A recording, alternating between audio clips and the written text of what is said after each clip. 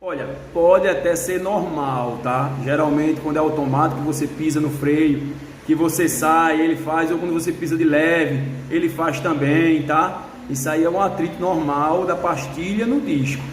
Pode-se tentar dar um acabamento para reduzir esse barulho alto, tá?